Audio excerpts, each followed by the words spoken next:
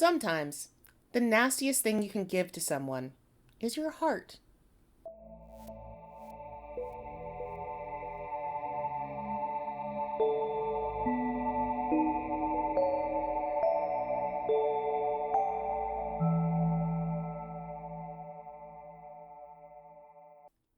Howdy ho, and welcome back to Whole Chat, a boy love and girl love podcast that stands the nude stand-in couple from Love Actually. I'm your host, Chuck, and with me is someone that's always down to jam, Keelz. I don't know if I like the giving your heart to someone bit. Too romantic. Rewrite it and redo it. Excuse me? Fuck you. Oh, yeah. How dare you treat me this way after all the suffering I've been going through? I know. My poor baby. Before we get too far, if you haven't seen Love Actually, you don't have to, because I know there's a lot of controversy about it now, where people are like, that movie didn't age well and blah blah blah. Fuck you, first of all. Second of all, I love that movie and I've seen it more times than is okay. Alright, but it didn't age well because the director made all those nasty little comics about what happened between the older couple. Okay, so second part, death of the author is real. I don't give a shit what he says. Okay. Jesus. I have my interpretation about what happens to Emma, what's her name, and that one. Like, okay, girl, fuck off. I don't care. We got Alan Rickman in it. We got a whole all-star cast. Got that little kid who still looks like a little kid right now at the age of 30. I don't care. This is my movie, and my favorite couple in there, truthfully, are these two people. I think one of the characters is Martin Freeman. Whichever one was in Sherlock. Whichever one was in the Sherlock that had Benedict Cumberbatch in it. But Martin Freeman and this woman, I have no idea who the fuck she is. I'm sure she's a prominent actress in Britain, and I just don't know her. But they are the stand-ins for the sex scenes in films. Yeah, that's right. And so they have to get nude and, position themselves so they can get the lighting and stuff right before the on-screen talent comes in and then tries it. So they have to be nude at all times, and they meet nude, next to each other as somebody's holding, one of those little lighting elements in front of, this woman's tits. And they're just, chatting along with each other, and they have a relationship. And it is the sweetest, cutest relationship in the entire fucking movie. But they met nude, and that's fucking sick. And that's made for me specifically. Yeah, it's really good. It's really funny, and we're gonna just spoil it a little bit more.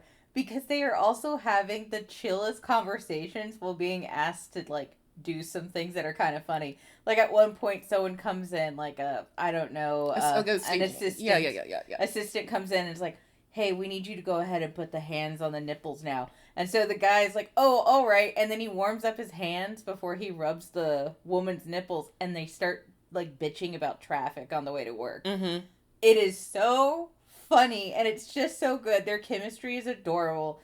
They are doing the nastiest stuff for work, but they are having the most wholesome of conversations and wholesome of love stories. It's sweet as fuck. We do love Actually in this house. We do recommend seeing it. I have it on DVD. I don't, we're not gonna go further on this, but I just need you to know that vibe right there, two people buck-ass naked, creating a very sweet relationship, that's on my shit. That was made specifically for me. That's the hole that's shaped like me. Okay, so this is my official welcome back from my surgery hiatus. So welcome to y'all. Welcome to me. Hello.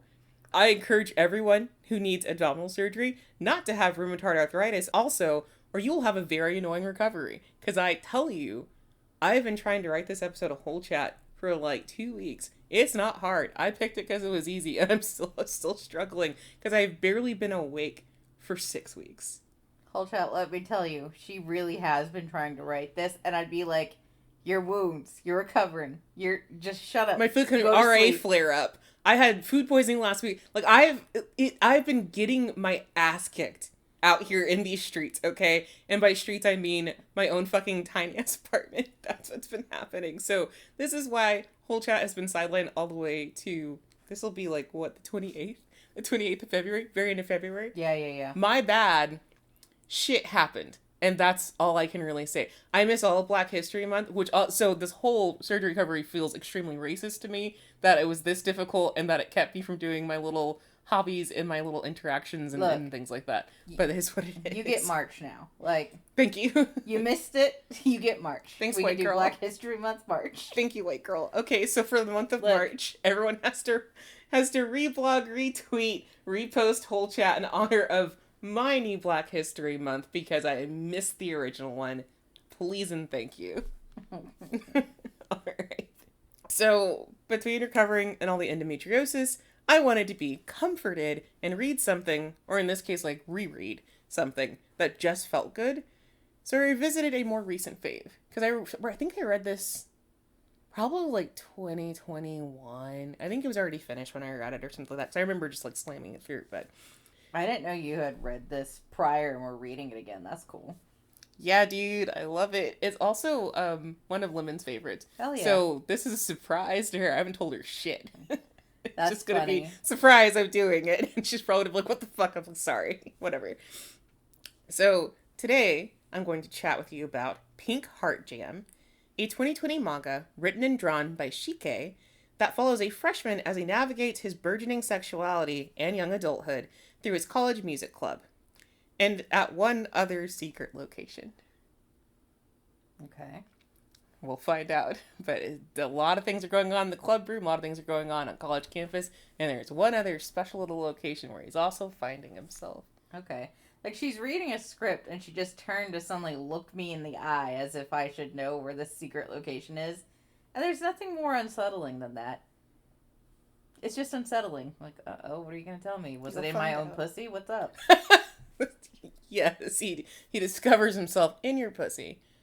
That's correct. Yeah. Look, everyone has had a man realize they were gay while coming inside them. It happens. Sorry?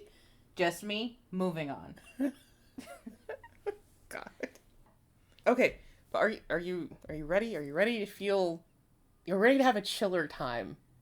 Well, wait. Are you ready? Let's just see, are you ready? All of this is unsettling. No. There are just some things that you're more sensitive to as far as, like, cringe factors than I am. So I thought this was very chill. We'll see how you go. So this has got cringe in it. I don't think it's especially cringy because it very much... Well, you'll see. All right. I'll see how we do on the cringe, because sometimes when you look for cringe, you can't find it. You know, sometimes when you're like, oh, but it's really cringy, it's like, no, that's not cringy, that's just bothersome. Like, that's upsetting. That's just annoying. Like, he yelled at the barista. That's not cringe. That is upsetting. That means that he gets a death sentence. Like, right? That means I should go key his car when he's not looking. Yeah. But, okay. So, story starts off with a bang, with our two main characters, Haiga, fresh-faced country boy looking to expand his horizons in college, and Kanae, serious senior and androgynous king. They're in a currently unknown location. Fucking. But all that matters is Haiga is fully dressed, and Kanae is sliding a towel off his mostly naked body while commanding Haiga to strip, because they still have 40 minutes left. Ah, so they are fucking. Well, that's kind of what you might feel at this point, but that's it. This is literally page 1. Just strip. We got 40 minutes. Then we get cover page, and we move on to the orientation for our college club. So just quick whiplash, now we're doing college shit. This college club is called the Hard Rock Club. I think in the Japanese it's called something else. It's localized to just be like, hey, it's a music club, it's not that deep. The name of that club is a little cringe. There's the cringe. They are college students, and specifically they named it that way to be as generic as possible, because they actually take everybody with all instruments. But they were like, well, how do we describe that? And they're just like, I don't know, does this work? I wouldn't say all college students are cringe. Normally that's like reserved for high school. But I would say you can have cringe moments in every stage of your life. I think college students are cringe, and I think that's really important for their development. I was a shit show. You were also shit show in a different way. I don't really remember myself in college. Because you were busy, but we were shit shows. But yeah, so we're at this orientation for the Hard Rock Club, which is a club dedicated to making music and improving music making skills. So that's the whole concept, the whole point. We're going to jam out. The president of said club welcomes all the new students and encourages them to enjoy the annual welcome concert that's going to be that evening. So like every year to welcome everybody, they have an all-night concert where if you are a band who's been in the club before, or if you know a band, or so sometimes invite other bands that people kind of know, and they'll just like jam all fucking night. You go home, go to your class the next day, figure it out. That's just part of the culture. What school is this? This is actually not uncommon in Japan to have all-night concerts, which is something I learned about reading something else like several years ago. Interesting. But it is not like... I don't often end up going to an all-night concert. A lot of the concerts I've been to end at like midnight or something like that. And I'm still jazzed up and ready to like, go metaphorically bash some heads in. But a lot of concerts end like at midnight. I've only been to a couple that ended closer to 2. But when you think about it, the bar closes normally at 2. So they want you to get the fuck out of there. But they really do have like till dawn they're going to be jamming out and playing music kind of thing. And this is annual. Happens every year. So, after explaining, what this concert's going to be to everybody, welcoming everybody out, the president catches Haiga's attention, and, since Haiga's already proved himself to be such an amicable guy, offers to show him the club room. So, Haiga's already kind of introduced himself and been very friendly, but again, like, he is a country boy, for real. Is Haiga the short-haired one? Yes. I assume so, but I was like, let me double check. Yes, he is a short-haired one. And so, he already has this vibe of, like, please talk to me, I'm here to make friends, it's my first time in the big city. Oh, no. So, the president get corrupted. Well, we're reading a yaoi, dude. So, offers to show him to the club room, which really becomes an opportunity to introduce the freshmen to all of the older members of the club, including alums who came back to flex their skills at the concert that evening. Eventually, Haiga is led to the smoking area to meet one of the most impressive members of the Hard Rock Club, a senior music major with insane guitar skills and a near encyclopedic knowledge of musical instruments. Their name? Kanae. So, the guy from the beginning that was pulling, the towel off? Yeah. Oh, his towel. Yeah, the person pulling the towel off, that's Kanae. Haiga beholds Kanae from a distance. The senior sits cross-legged on a bench, guitar in his lap, smoking a cigarette as he listens to something on his phone. So it has this very kind of like cool, don't care about anything, but, vibing kind of look to him. Can I toss this theory out there? Sure. What guitar did the country boy break that now he owes this man his body? We're not doing Oran. We're not doing Oran. I almost pulled that from Beck, straight up. Oh my God, there's so many things. We're not doing, like, 90s, early 2000s shoujo adjacent or shonen adjacent stuff. We're doing something else. So if you want a really good coming-of-age moving story, read Beck. Great manga. I'm sure the anime is good, too. I just never had a chance to finish it. For sure. Oh, but then while we're pausing, this is Haiga up close. Yeah, little country boy. And then this is what Kanae is looking like. Yeah, Kanae looks like that lesbian from the new, from that one comic where it's like, I thought she was a guy. The guy she has a crush on is a girl. Excuse me. Yeah, he does actually kind of look like her. You're right. Does. Well, I think they're both kind of androgynous queens, kings in their own right. So that makes sense. It's fascinating. Yeah, so yes, good. Good segue. I love that. Haiga, upon seeing Kanae, remarks how even from a distance, he can tell Kanae is a really pretty girl. Oh, no.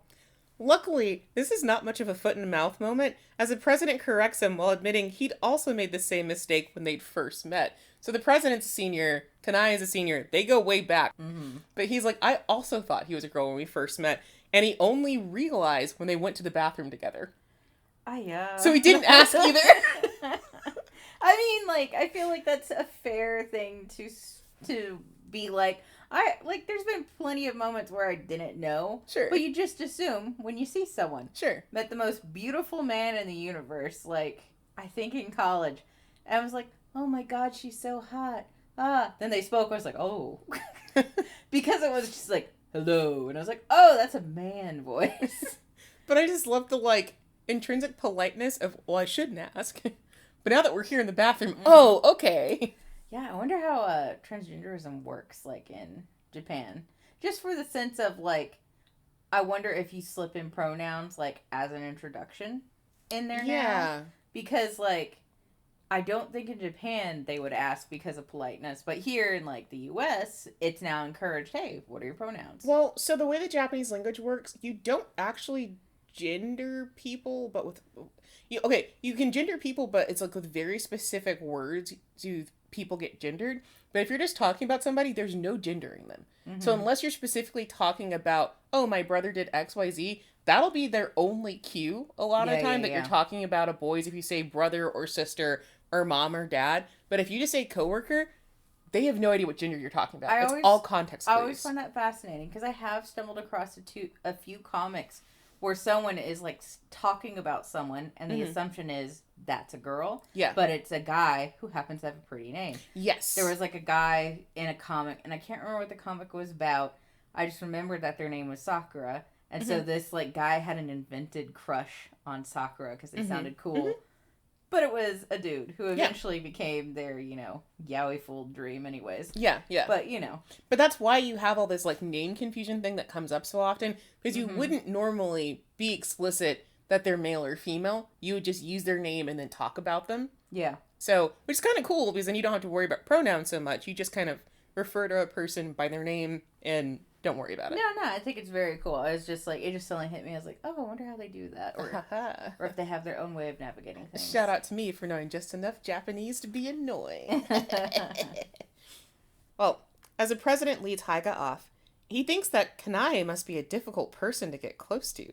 Like, just a little flittering thought like, oh man, he seems kind of standoffish. Or like, not even standoffish, but like, he's so cool that it feels hard to penetrate his bubble. Yeah. You know what I mean? Later, the welcome concert is in full swing. And for a country bumpkin like Haiga, it's incredibly impressive and so fucking sick. He's been wowed by every moment so far, but as the current band finishes off, the crowd suddenly thickens in anticipation for the next act. 3 men take the stage, and among them is a barefoot Kanae, because of course, there's always somebody that's doing rock and roll. It has to be barefoot on stage or shirtless or something. It is just the thing. The musician is always barefoot. This is very college. Yes, there's always somebody just a little freak about something. In this case, it's Kanae. It doesn't help that Kanae to me looks like emo Jesus. Yeah, truthfully. Like, we all had them at college. Like, I'm gonna be real. You all had the emo Jesus kid who, like, had his guitar, had a cigarette, shoes optional. If Kanae weren't so deeply androgynous, I absolutely know this guy. Yeah. I absolutely know this guy. Yeah, the androgyny adds a new layer to it. Yeah, exactly. But so there he is, barefoot, looking unaffected, right in the center. He announces that they'll only play 2 songs, and they immediately launch into their first song. The venue fills with sound. The music is electric and ripples throughout the crowd. And, more importantly, Haiga. His eyes are locked to the stage, a blush coloring his cheeks as his brain chemistry is rewired in real time. Because of the music. Mm-hmm. Because really and truthfully, it's not established as much at the beginning of this, but Haiga is a music-adjacent major. Mm-hmm. And then Kanae is also a music major. So they both really are passionate about music, that they know how to play instruments. It's a normal thing. But at this moment, like, Haiga's just like, I don't know what's going to happen to me. Why is everybody excited about this band? What's going on? And then it happens. And then in that moment, Haiga's like, holy shit. Yeah, it looks very electric. It's a very good, like, the music is getting to me moment. And so this happens to him, and he's just kind of like, well, that was the coolest thing I've ever seen. And, like, I don't get into it within the summary, but Kanae is part of a band that is, like, very, very popular. So it's just like a 3-piece band, but they've been a band since, I want to say freshman year, and they are like the hot ticket whenever they perform. Everybody's obsessed with them specifically because their music sounds professional, and they are literally just doing this to josh around. They're just doing it because they like making music together, and that's it. So concert's great, but from then on, if Haiga's not in class or working, he's spending every free moment in the Hard Rock Club room. He's practicing his ass off and trying to make connections to form his own band. Like, he's just in it. He is now super inspired. Like, I gotta make a band in my freshman year too. And I have to figure out how to, like, play more. Like, he's, like, freshman college student being like, this rocked my world. I'm this person now. Like, nothing's going to change me, and then everything changes. Right. Well, we're both art majors. We saw this in real time. Somebody starting art school and being like, holy shit, art's the coolest thing I've ever seen. And it's like, you're right. Now suffer, little one. Yeah. I think I even had my own experience with this, Sure. but it was definitely more when I was in my studio. Because, when I was in my studio, for me, that was when you are invited into the studio by your core major. They're like, okay, you can step out of the beginner classes, and now you can come into the big classes and do that. I remember being put in my studio, and, the first thing, my particular teacher did was like, hey, I noticed that you do this type of painting. Cool, you're done. For the next year, you are studying your least favorite style of painting, so you can improve. Have fun. Yeah. It rocked my world. It's just, there's just these grab you by the balls moments that happen, especially, I think, in art fields. And so watching Haiga go through this, I'm like, yeah, girl, same. Me too. Yeah, it's very cool to see.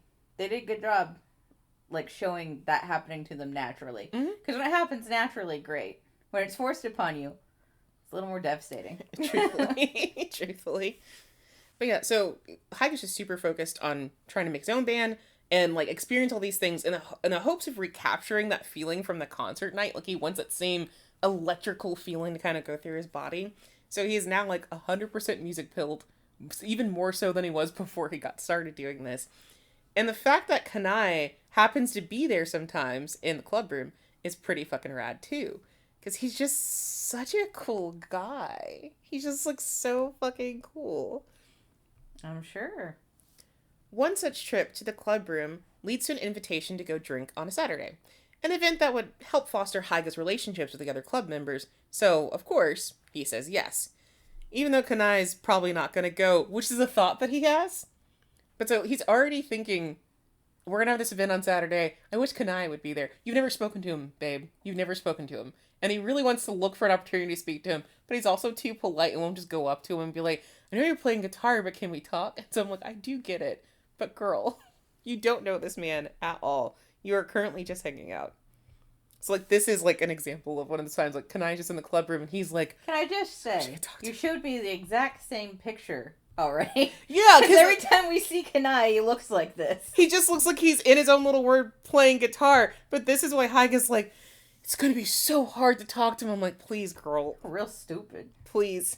It's not going to be hard. I think you can just say hi. He doesn't really move. Right. That's more the problem. Right. So, what should be a chill music club hangout will turn out to be quite the wild night for sweet little Haiga. Because firstly, they're drinking in Shinjuku, a wild place in an already wild and huge city, because Shinjuku is a neighborhood in Tokyo. And secondly, because drunk seniors are a menace. And I also want to note that Shinjuku contains Nichome, which is a popular gay district. So Nichome is where all the gays will congregate within Shinjuku. Cool. And do gay things and have gay fun times together. There's just a lot of bars and stuff there, amongst some other things which we will discuss in a second. So, due to his part-time job, Haiga arrives late, but is still welcomed with great fanfare. In fact, his club members saved a specific drinking party ritual until he arrived. Wasabi roulette. Oh, God. Where they get multiple pieces of sushi and only one piece of sushi has way too much wasabi on it. And so whoever gets that piece of sushi suffers first and then wins a prize. That sounds fun. It's like Sour Patch Kid. First it's sour and then there's sweet. Then it's sweet, yeah. No, I've actually heard of this. I thought it was invented by, honestly, one of our friends. I didn't know it was just a thing people did. There's a long-standing culture of making your friends suffer. Haiga, of course, is the lucky/unlucky winner, and through wasabi-induced tears, learns about his prize. The money everyone chipped in for dinner will now be transferred to Haiga, which ends up being 13,000 yen in total, which is about $100-ish, I think, when you do the transfer or whatever. But there's a catch.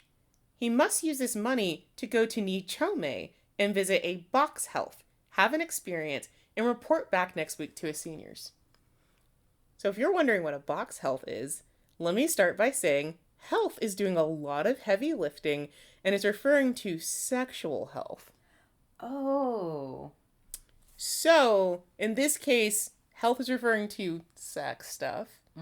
Prostitution, brothels, that sort of thing. And they actually put in the comic, which I appreciate because I didn't know this beforehand. Or I knew about it, but not the terminology for it. But you have delivery help, which is where a sex worker comes to you. So it comes to your home or comes to a hotel to meet you. And then box help is when they actually have their own venue that you can go to and do sex work stuff. Right? So they are asking innocent little country boy Haiga to go to a box health in Nichome. So essentially they're making Haiga seek out some sort of sexual entertainment in the gay district. Was this set up as a mean prank? No, because what's stupid is the president is just like, yeah, you can find something out there. He's not even computing that there's gay shit out there. Because to be fair, like, the nightlife districts do bump up against each other. I also meant, like, are they bullying him because he's a country bumpkin, you know? They want him to have some experience. They're just like, go have a good time on our dime. Okay. Despite just learning about health services in real time, Haiga's game to give it a shot. Oh, so he also has to learn about it. Yeah. Oh, it's new to him, too. Let me see if I have a picture of his little face. Because, yeah, he has the wasabi, and then he looks all, like, you know, his nose is all red from the wasabi and looks kind of goofy. And then he's being explained to, and he's super excited about getting the money, and then he is told, so I don't have a picture, but then he's told about, yeah, you're gonna go do this, and he's like, yeah, okay. What a good opportunity to gain life experience without being judged like I would be back home. Because at home I couldn't go pick up a prostitute or something. Yeah. That would be looked down upon and, like, you know, a big deal. So now I was like, yeah, thanks guys for the opportunity. Let's go to the gay club. Okay, wait. Which is fine, but, like, also, like, if you are brand new and you don't even know yourself, going to the gay club must be rough. At this point, he just knows there's sex work. He does not know that it's gay sex work. Ah, yeah. So finished with dinner, the group begins to gather outside. A girl, a fellow freshman, who I'm mentioning her because she actually shows up later. She's a recurring character, but just so you're aware, she, a fellow freshman, pushes past her own embarrassment and is kind enough to warn Haiga that Nichome is a famed gay destination. So she looks tore up from the floor up having to say it. She's so embarrassed having to explain the situation to him. Like, I'm so sorry, this is so embarrassing, but it's a gay thing. Haiga smiles and thanks her, assuring her and the other freshmen that he'll just pretend to go and then head home after a bit. He also returns their money, since this isn't what they intended to pay for, because it's an insane thing to make someone do. Like, the president doesn't mean anything bad about it, but it's like, why did you do this? And I'm pretty sure he just got too drunk and was like, that's a great idea. Yeah. I wonder if they talked to him the next day sober, like, hey, baby boy, did you do that? Like, all panicked. So, very sweet, very responsible Haiga is so very level-headed. And also very bi-curious. So he takes to Nichome anyway. Hell yeah. Hoping to figure out if he's actually into dudes. I mean, good to go. He still got some of the money. Yeah. He kept the seniors' money. He's like, yeah, fuck it, I'll go. Yeah. Because as far as he's concerned, he's like, honestly, what a no-stress way to figure out if I'm into guys. Because then I don't have to try and meet anybody on an app. I don't have to come out to anybody. I can just go here, figure out if touching a dude feels right or whatever, and then I can move the fuck on, and it's gonna be great. Yeah. So his little journey proves a bit difficult at first, since so many venues are offering wild shit, including a lot of full, hardcore, deep penetrative fucking. Because if I can say anything about Japan, I feel like in America, you may know people who have kinks, but you kind of have to, they kind of have to tell you, or you kind of have to figure it out through, like, clues or something. Yeah, or you're or, like, at wrong place, wrong app. time. Or use an app if, like... Or, yeah, or, like, use an app. But in Japan, they just, like... they have brothels for every type of thing you could think about. Like how they have maid cafes. If you're familiar with, like, the different cafe settings, like the animal cafes, maid cafes, muscle cafes, as specific as that can get, so can sex experiences in Japan. So Haiga is just passing by all the stuff that is hyper specific, where they're just like, we've got all the bottoms you could ever look for. You want a big muscly man to dom? We got that right here. And there's just a lot of flashing lights and a lot of different, like, you can go full fist in here. And it's like, I just want to know if I'm bisexual.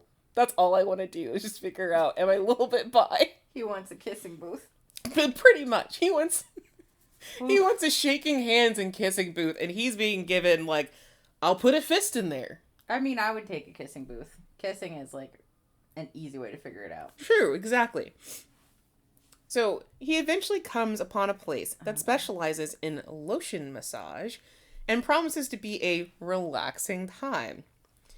Obvi, this sounds a lot chiller than giving or receiving an ass blasting from a well-oiled muscle man, so he makes his way inside. So after an awkward conversation with the front desk man about types, because he's going to a well-established place, and so they're asking, what's your type? And he's like, I don't know, somebody androgynous, I don't know, what am I supposed to be into? Because the dude is ready to be like, oh, we got these on the menu, and he's like, I don't understand any of that terminology. Because he also knows no gay terminology. Mm-hmm. No gay slang at all. And then he also goes over the nasty little services they offer. Haiga then ends up in the waiting room with an assigned masseuse and access to the new customer special, which is 70 minutes of moisturizing time with options to ejaculate in a variety of places. Which is still, honestly, more than I think he's looking for. Uh-huh. And he's still confused as to what exactly is going to be happening. Yeah. Haiga is called back to the service room, and he nervously traverses the hallway and goes to the door. He slowly slides the door open to reveal a young man in just a towel, bowed respectfully before him, like in the full, like, deep frog bow, head down kind of position. Said man introduces himself as Rio, before looking up to lock eyes with Haiga, revealing a face that is super fucking familiar. Oh dear. It's Kanae, the cool androgynous senior from the Hard Rock Club. Can I be real though? What a fucking night.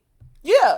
Like, accidentally you win this prize that gives you money to go to a gay club, a gay area, and you're like, well, I'll go because I have questions. Uh-huh. Then you choose one, and that's where he is. You're like, Haiga's so, like, we don't get as much of it at the beginning, but by the end you're like, Haiga is such a good guy, because he's just constantly, I'll make the best of it. I'll make the best of it. I'm just going to try a little harder. I'll make the best of it. And so he's got such a good attitude about all of this, but I probably would have quit when they gave me the cash and said, go to a club. I want to touch a stranger. Nah, if I would. Okay, listen, I applaud you. I think I'd want to do like a soap bar, you know, where they wash you. Oh, we're going to get into that, and so I want you to pause with that thought. Oh, is that like a real thing that's going to happen? Soapland is a real thing. I know it is, but in the comics... Yeah, we're going to address that in a second. We're going to address that in a second. So I want you to hold that thought in your little heart, and we'll see if you still say yes. But I just don't trust other people's bodies. It just sounds kind of fun. Well, okay. I would say if I'm going to touch a stranger's body, Japan would probably be the place, because they do value cleanliness and everybody's showering before they do anything nasty, and I do appreciate that. But I still just don't know where somebody else has been, and I didn't mean to compromise. And what if they are sick? Mm-hmm. What if I catch something fucked up? I don't know. Well, seriously, the places that I would want to go is somewhere like Japan where it's like clean, or like Amsterdam where it's like super legal, and they've been doing it for like fucking forever. Yeah, I know. I just... No. Hey, this is me. Yeah. You don't have to do this. Also, people have smells. I'm a married woman. I know. I'm not going to do this in real life. Sorry. This is me talking about, boy, if I was still single and I had suddenly a whole different fucking life. Because also, I'd have to get over my fear of heights real quick. Yeah, no, this is a stupid fucking thought experiment, truthfully. But just, yeah, shout out to Haiga for making the best of this, because I don't know if it could have been me. I don't think I'm strong enough. I'm nasty enough in my heart, but I don't think I'm strong enough physically to do it. But yeah, so this is what he is greeted with, is Kanae, like, in the deep bow. And this is before he realizes, and then this is the moment when it's like, oh shit, fuck, oops. That sucks so bad. It sucks so bad just because this is a classmate. That's the issue. Yeah. I know them in real life. I need someone I don't know in real life. Well, and it doesn't help. I think if he knew Kanae better and they'd had conversations, he might be chiller about this, but he hasn't spoken to him yet either. And so your first opportunity to exchange words with him is, oh, you're on the floor. I hope he doesn't get weird about it. Like, he doesn't accuse, like, Haiga of stalking him or something. We're gonna see all that play out. Cool. Real quick.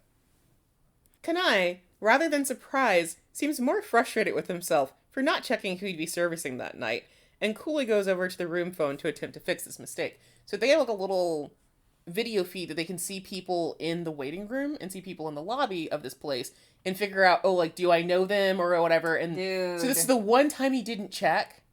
And he's like, of course it's when I don't check. Fuck. that I get fucked up. Okay, so that extra sucks for everyone. Like, that you had an opportunity to not let this happen. Yes, and he played himself a little bit, yeah. Oh, that sucks. So he's on the phone trying to call down to the front desk, and he'll be like, you know, we can get you put in with somebody else real quick. Don't worry about it. So totally chill, not worried about it. Like, we'll just fix it. Haiga rushes to place a hand on Kanae's, stopping him as he explains he doesn't want another partner. He actually just wants to talk. Like, can't we just chat? Because as far as he's concerned, again, making the best of it, little sweetie, and being like, can I just talk to you now that we're here? Because that seems pretty cool. Nope. Minus a hole. You're fucking crazy. Let it leave. Leave. He was gonna get you out. All you have to say is, bro, I'm not gonna tell anybody, and leave. Oh, yeah. They do discuss, like, he's not going to tell anybody, and he's like, I'm super safe, but, like, I just want to talk to you. What an opportunity to do that, and maybe we can figure some stuff out. No. Minus a hole. I'm not taking it back. So, they sit on the floor, side by side, Haiga fully dressed, and Kanae in just underwear and a towel, and they talk. Haiga explains that he came here to try and figure out if he's bi for real, because his history is like, he's had one girlfriend for sure, but she's overly clingy, and it kind of alludes to the fact that she was the one who sought him out, he said yes, and then he kept trying to break up with her for a long time. It was, like, too intense, and so now he's not sure. Yeah, she wouldn't let it go, and the person he confided in during that time was one of his good bros, and so he confided in him consistently until she finally did break it off, and then his good bro was like, okay, cool, you're finally, like, free of that, and then kissed Haiga. And Haiga was like, oh no!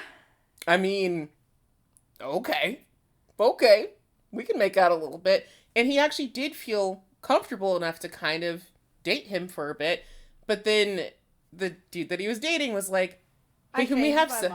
Huh? Did he change his mind? No, the dude he was dating was like, hey, can we have sex? And Haiga's like, I don't know. I don't know if we can do that. I don't feel super comfortable with it. And then they were seniors, and then he graduated, and now he's like, well, I'm going off to the big city. Maybe I can figure it out. So he has no hard feelings for this dude. He's just like, I didn't feel ready to have sex. And especially, like, he wanted to put it in me, and I hadn't really thought about putting it into a girl that much at the time. So he's like, I don't know how to handle this. Okay, so it wasn't like a disastrous breakup. No, it was just a teens fumbling through it kind of situation. Yeah, no. This is okay. No, yeah, so no hard feelings. Great. I was like, oh no. Because I was like, are we going from one intense to a new intense? No. It's a little intense, but it's like a normal intense. Like, I'm just not ready. You're ready. Goodbye. Yes, exactly. So, honestly, but with all that, he's like, I didn't mind kissing a dude. I don't think I had an issue with it, so maybe I'm bi. And so he's definitely trying to figure that out. Like, Kanae kind of talks to him and is like, well, hey, maybe you're just a top. And that's your issue. But as far as Haiga's concerned, he didn't even know that there was a difference between a top and a bottom. He thought, if you're gay, somebody puts it in your butt at some point, right? I mean, yeah, that's what you think. Yeah, and so this is just his moment to kind of I didn't even know the ass was an option for a woman until, like, high school. Yeah, and I told you that. No, actually, you were not the one who broke that, but you did tell me later. I did finish. I followed up. I bet you can guess. Yeah, I can guess. It's one of two girls. Yep. Uh-huh. Mm-hmm. Hey, I'm going to answer that for you. Both of them. Cool. Great. Love them. Yeah. Love them so much. I love these girls. If I saw them in the street today, I would hug them. I'd invite them into my home. I'd feed them. But there is one question I would ask them. Why did you always tell me your crazy sexcapades? But yeah, so Kanae just kind of explains to him, like, hey, yeah, you might just be a top. Butt stuff can mean a lot of different things depending on what sort of relationship you're having, what you're into, that sort of thing. And then Kanae also kind of berates him. It's like, you should have picked a masseuse. You should have looked over the list of cast members at this like, not restaurant, at this brothel, and picked a person. But Haiga was too embarrassed to do any of that. But Kanae's so what does a masseuse do for them? So is it just a massage? There's a happy ending. Okay. Involved with the massage. Okay. And so Kanae's explaining it's like, if you picked the wrong person, you could have picked a power top masseuse, and you would have had 3 fingers in your asshole before you knew it. So, if you ever do this again, you need to specify. So he's telling him not to pick a masseuse. He's telling him, like, next time, look over the cast members' like descriptions, like their little summaries, and figure out which one you should pick. Do never go into this blind ever again. Do you understand me? By the way, I'm saying this now. All you little queer people judging a bunch of people where they got their information from, I'm hot about this, okay? I'm a 30-plus-year-old woman. I had a young person accuse me of being perverted because, like, another older adult told me what gay was. Honey, the internet was not around when I was young. Like, internet existed when I turned, like, 13. Mm-hmm. And my house, because we were not wealthy, did not have, like, internet that was good for us until I was, like, high school age. Mm-hmm. I asked the local gay guy, hey, I kind of want to kiss a woman. What's that about? Nothing weird happened. He let me pet his cat, and he told me the difference between gay, bisexual, and lesbian. Mm-hmm. And then he also warned me, don't tell anybody. Yeah. Not yet. And he's like, just be careful. But we all knew he was gay. He was a wonderful old man. It was fine. But, man, I'm still worked up that some young thing is like, that's so dangerous. And I'm like, back in the day, it was way worse. Being gay is dangerous. Like, I know it doesn't seem like it, but guys, look up Stonewall. That was not as far away as you think. Well, being gay is dangerous in various parts of the world right fucking now. Going to meet somebody that you kind of know is, like, better than you think. I knew the dude so well, and I established this when I was talking about it. He was my babysitter. I knew the dude that fucking well. Yeah. He was a wonderful old guy, like, skinny Santa, you know? Mm-hmm. Wonderful old man, had cats, probably had boyfriends. Like, I'm thinking about all the friends he had. Those were probably his lovers. Mm-hmm. Wonderful guy. He just answered a question I had that I knew my church would flay me alive for or that I was too afraid to ask my family. Yeah. I just had a question. Yep. The internet was not around. So, like, think about that. There's some people who, even if the internet is around, maybe they have someone in their house keeping them from it. It's not all easy. Mm-hmm. I'm not saying, hey, go meet a stranger online and have a talk about it. But hold your horses before you judge. Yeah. Because, like, this kid's having a very lucky moment. Yes. Because he went to a place and he got the right guy. And this is the thing, is his thought was, I don't want to leave because now I know that this senpai from my school is gay and it's a senpai I want to talk to. Two birds, one stone. I can talk to him and he probably knows about being gay and I don't. And we now have this secret between each other that he's seen me here. He's not going to tell. I've seen him here. I'm not going to tell. And we can actually talk about this. And Kanae is like, yeah, dude, like, you need to know some things. Let me talk to you. Like, this is a very, like, fortunate incident. And, like, honestly, this kind of thing happened a lot more in the 90s and early 2000s than you think. Mm-hmm. Where you meet eyes with someone and it's like, uh-oh, you know my secret. Let's talk about it. Let's figure it out. Yeah. Well, so, like, Haiga shares his whole, like, bisexuality story about, like, what he's trying to figure out how he came here. Yeah. And in return, Kanae explains, like, hey, I've been gay 5 ever, and I'm actually using this job to find a boyfriend. Which Haiga's like, huh? How do you find a boyfriend at the brothel? Excuse? Weird, but... That's true. Like, I would find that weird. Like, oh, you're at a brothel trying to find a man? Right. Weird, but Kanae's logic is that since he has a penchant for going after straight guys, and gay dudes in Tokyo seem to only be into hookups, he decided to get a job where there are very clear boundaries. Because I've heard of this being an issue too, like, a lot of gay apps will end up being for cruising instead of, like, trying to find a relationship, or you will kind of find somebody to hang out with, but they're poly, and, like, it can be complicated. And so, as far as he's concerned... I've heard of this in straight people, too, in Tokyo, because there's tons of, like, shoujos and joseis out there that's a problem. It's, like, so easy to hook up, but maybe you want to, like, kiss and make a baby later, you know? And that can be harder to do. And so, as far as he's concerned, if he's at the brothel, he can actually determine their sexual compatibility first, right out the gate. There's a very clear boundary of, we cannot have sex here, but we can do X, Y, and Z. And that way he can kind of figure himself out. But also he gets a really good feel for their personalities, because as a lot of sex workers can tell you, sometimes you're there to have the nasty. Sometimes you're there to be a pseudo-therapist to a person. Mm-hmm. And so he gets to hear a lot of people's stories. He gets to see what's stressing them. He gets to hear about different parts of their lives. And he can kind of figure out, like, oh, that might be somebody I'm interested seriously. And I know we're sexually compatible, so maybe we can make a match at that point. Yeah, sex workers meet some of the most interesting people, in my opinion. Yepers. One of the podcasts I listened to did this thing where they read letters from sex workers, just talking about, they're like, no details, but just tell us, like, something interesting that happened to you. And, like, one, like, woman bought another woman and just kind of wanted to know, hey, how do I get into this and how do I do it with kids? And so this one's like, I'll sit down and tell you about that. Yeah. And, like, that was it. And, like, I just thought that was interesting. There was another guy who was, like, he couldn't get enough patients to come into the trauma center he worked at. So he asked the sex worker, hey, would you come in anytime you need something? Or even if you have a cough, come in. It'll be free. That way I can get all the credits. Oh, so you can do more training. So I can get more credits for my class. But he was like, right now it's really hard. And he's like, and it's free. And would you just let others know? And she's like, I told everyone. And he got his credits. You know, and like, he's now her like for real doctor or something like that. So like, there's very fascinating stories out there. Yeah, sex workers provide a variety of services and probably more surprising ones than you can think of. And education is often part of that too.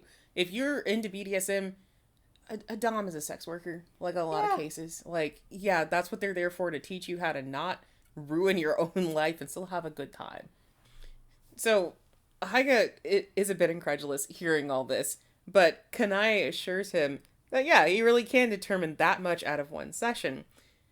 And then he asks Haiga if he wants to give it a try, as he stands to loom above Haiga, dropping his towel to the floor. And now we're back to page 1 with 40 minutes left to get frisky. So they talked for 30 minutes, and now Kanae is like, "Welp, you want to see? Well, do you 40 trust minutes, me?" Right? Mm-hmm. You can do a lot in 40 minutes. Exactly. No offense, especially if you're a young man. Girl, for real, give me pause. You can do so much if you're a young man. Hold that in your heart. Okay, so real quick, this is Haiga being like, I'm going to talk. And Haiga always is like a little flushed because he's very exuberant a lot of the time. It's interesting to see him outside of these situations too, because he normally keeps his cool really well and it's very much, I'll take care of it. But in all these situations, he's doing his best. Yeah. But yeah, so this is kind of going over his relationship that he had in the past where he was like, I'm not ready for butt stuff. Yeah.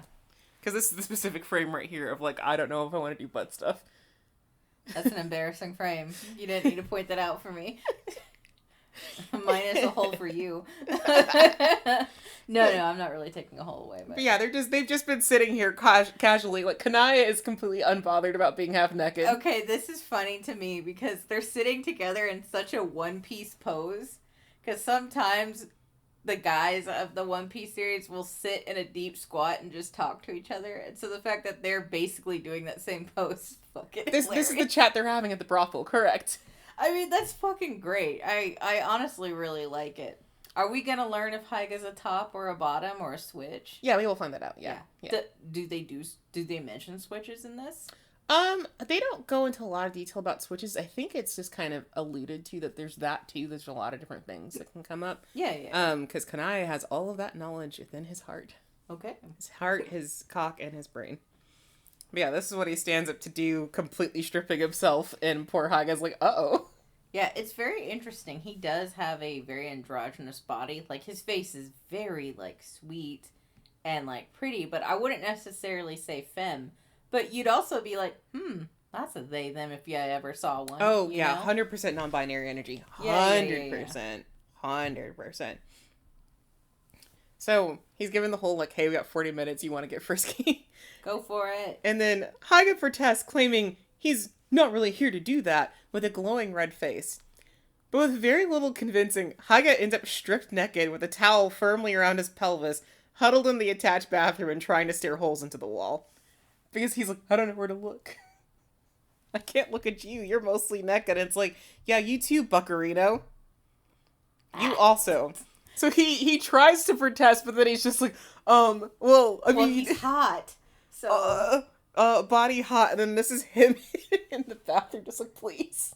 I can't look towards you. Your crotch is there. I'm so sorry. This guy would be really fun to tease. He would be, and that's part of his charm. Like, that's very cute. It's part of his charm.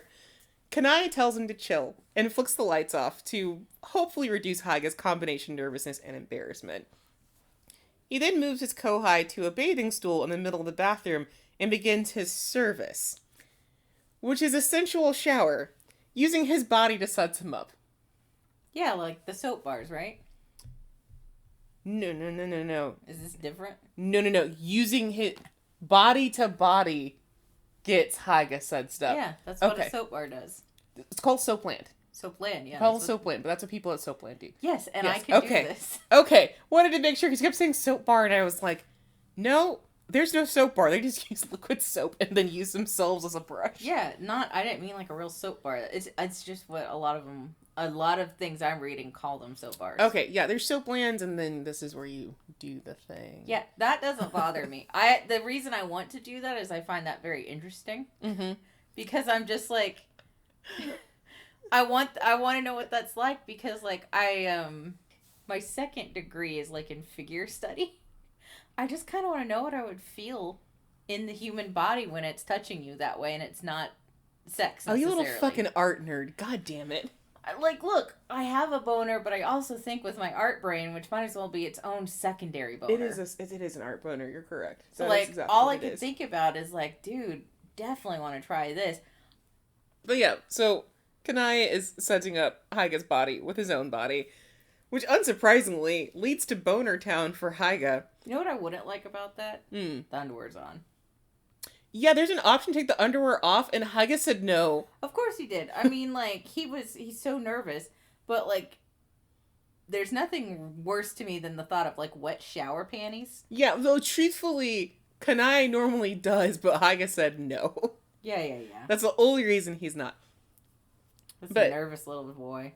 But yeah, so Haiga's in Boner Town, and Kanae, ever the professional, continues to service him. Well, taking stock of Haiga's body, of course, because you're already there. And he's like, wow, he's awfully muscular. I didn't notice that, like, when he was wearing his clothes. And he's actually pretty tall. These are nice qualities for a man to have. Needless to say, Haiga comes pretty quickly under Kanae's ministrations, leaving him a blushy, satisfied mess, and their session technically unfinished. Because this is the lotion place, and they never got to do the lotion. So they're supposed to get showered up first, and then lotion, and Haiga couldn't handle it, but look at his face. He's struggling. I think you now know you're bi, my dude. He struggles so fucking bad. And then, honestly, it's not like Kanae isn't actually good at this shit, too, because he's been doing it for a while. I will say, I would not want to experience this as a virgin.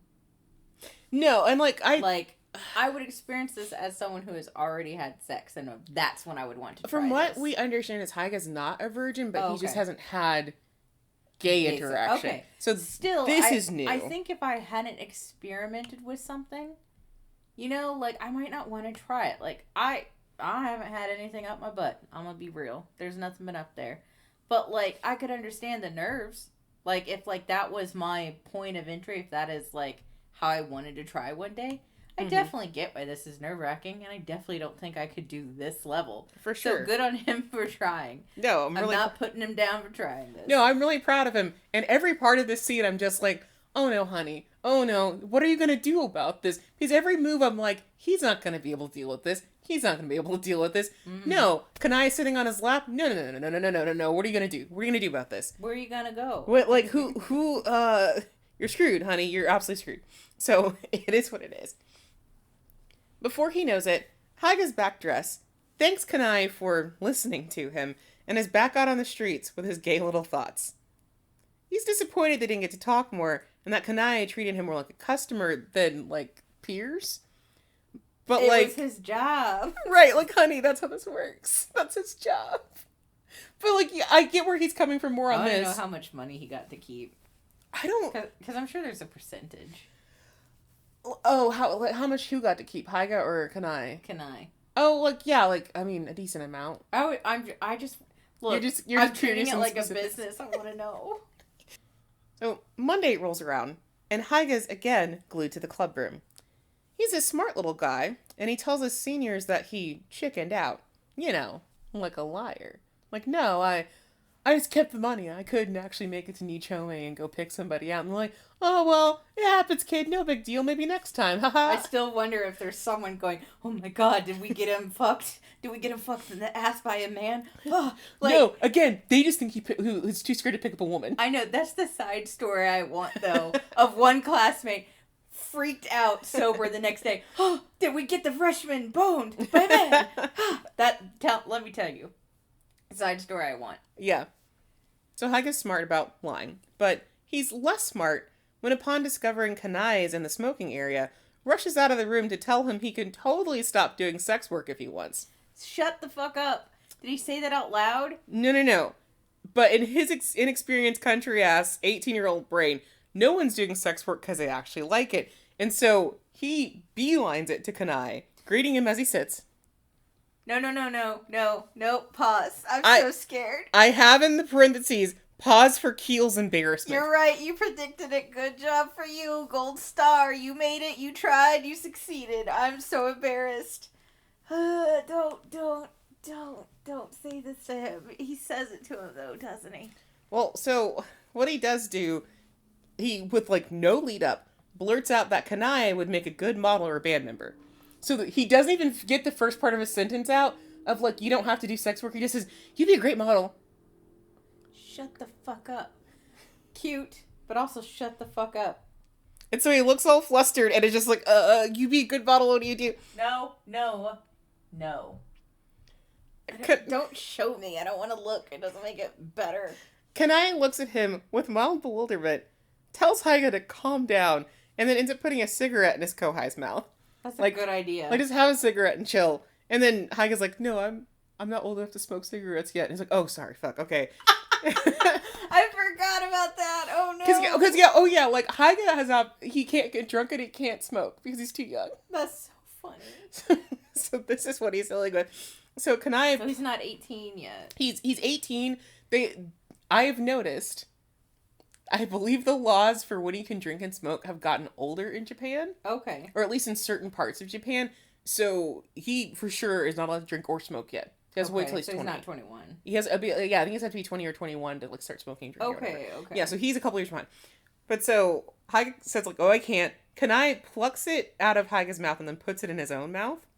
And Haiga's eyes are locked on the whole time because this is an indirect kiss. I really hope he's teasing this dumb little country boy. At this point, no, he's not. Doesn't notice this at all. He's just like, oh, well, no big deal. I'll take the cigarette. Yeah, you're not going to waste a cigarette. They're expensive. Yeah. And it's just like super chill about it. So eventually, Kanae asks if this is about his job, which, yeah, bingo.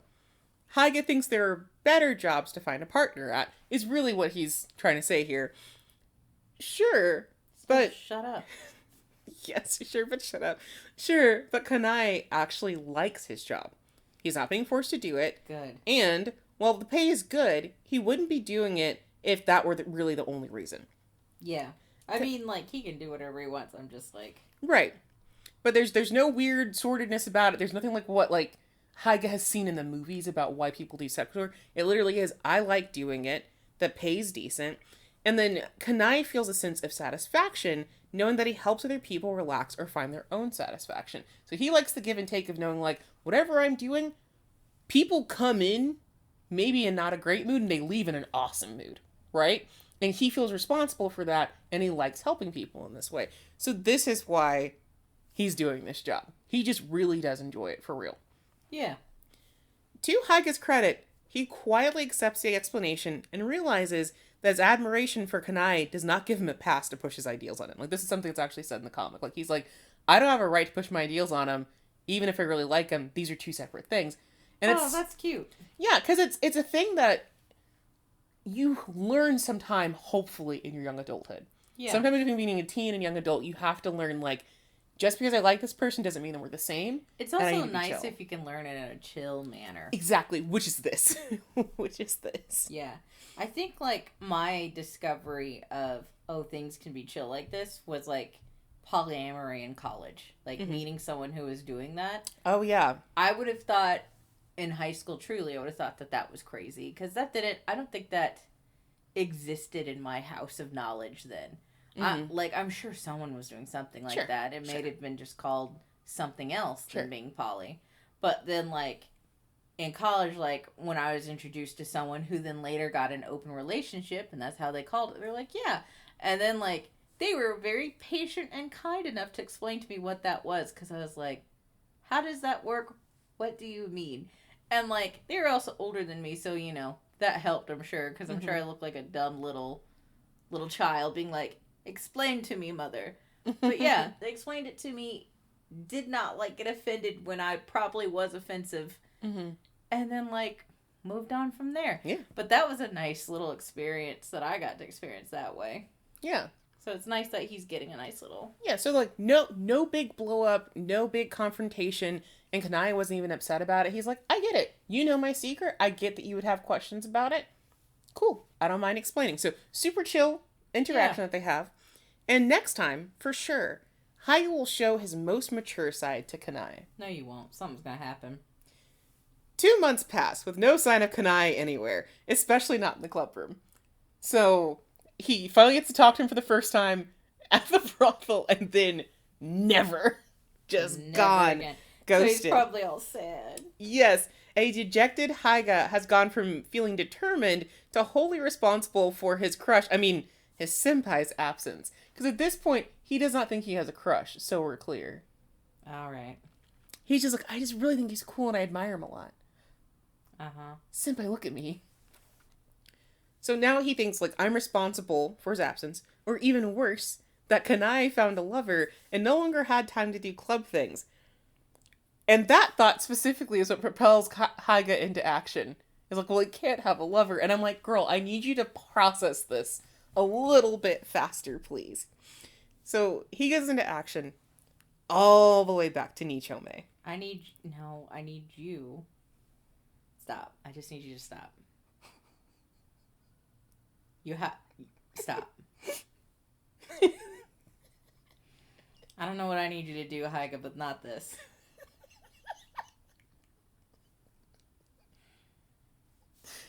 It's like you don't need enemies when you yourself are your own worst enemy. Yeah. Yeah. I'm so embarrassed. So he goes back to the brothel. And he's just here to talk, of course. Just here to make a connection via his words only. He reminds himself as he orders his senior off the cast menu. Because this time he pays attention. And he's like, yeah, that's who I want specifically. And can I have that person? And Reject him. Senior, reject him. You're allowed. To be fair, he's still super nervous when he's talking to the dude at the front desk. And the dude at the front desk is just smiling at him like, uh-huh. No! Baby, he doesn't remember you. Well, yeah, because this guy's like, this kid's really young looking. Is he okay? Do you need help? But yeah, so, like, Haiga's there. He has to wait because, like, they're cleaning the room, which also makes him feel, he kind of thinks about that, like, oh, so he just saw somebody and now they're cleaning the room and now they're going to see me, and he's kind of learning about this and, like, has a lot of thoughts in his head. But eventually, Haiga's let inside Ryo's room, which is number 6. It's also, like... My numbers. Yeah, it's also Kanae's stage name, which we will address that later, too, because that's insane. But so he's let into the room, where he formally greets Kanae. Like, he says, thank you for having me. Alright. So overly polite / like, regular speech, and Kanae's like, don't fucking greet me like that, that's I weird. almost think I would greet someone like that if they were about to, like, maybe beat me off and I didn't know them. That's how I feel like I would do, too. I feel like I need to be overly polite, because how do I talk to you? Do I just say, hey? I say, oi! Ore! Blah, blah, blah. Like, what do I do? Or do I just... Would you say, ore no turn? Yes! Me, I would say, ore no turn. But yeah, so, I don't know how you'd greet somebody anyways, but Kanae's like, yeah, don't use that greeting here. And then immediately pivots and it's like, so you here to try the lotion service this time? You think you can make it, young buck? Yeah, like, doesn't skip a beat. Like, you want to get lotion, Tom? God. To which, Haiga assures Kanae that he's just here to talk. I just miss you. He's like, sure, okay. Per Kanae, they can talk in the shower then. So he still makes him strip down like, oh no, I'm doing my job, buddy. We can talk as I do my job, homie. I like, at this point, I might mess with this kid. Because Jesus Christ, you're not like, let me work. But yeah, I do have to show you a picture of the front desk dude, only because he is his own character a little bit. Uh-huh. Like, he shows up often enough to where you kind of have a soft spot for him as well, because he is trying to keep this poor boy safe. He's just like, dude, leave. Maybe you're a baby, okay? Like, dude, Maybe where's your home. mom? Also, too, I've read this the Scanlation, which is, like, more straightforward connection to the Japanese, and I've read the, like, official English version, which is a little more localized, so there's certain parts where I'm gonna, like, talk about the difference in what he says to kind of give you a better idea of, like, what the meaning is, because I got too deep in the sauce. I've read this comic too many times, is probably the issue. Yeah. But yeah, so this is him being like, hey, good evening, and Kanae's like, don't just say good evening, that's fucking weird, you little freaking psycho. And then we'll get to this in a hot minute. Them in the showers. Yeah, we'll get to that in a hot minute. He's gonna make you commies. Yeah. Haiga does manage to explain himself and expresses concern that their last meeting drove Kanae to reduce his time at the club. But Kanae answers while they're, showering down. Kanae assures him that it's just busy season at work, and so he's been dedicating more time to that.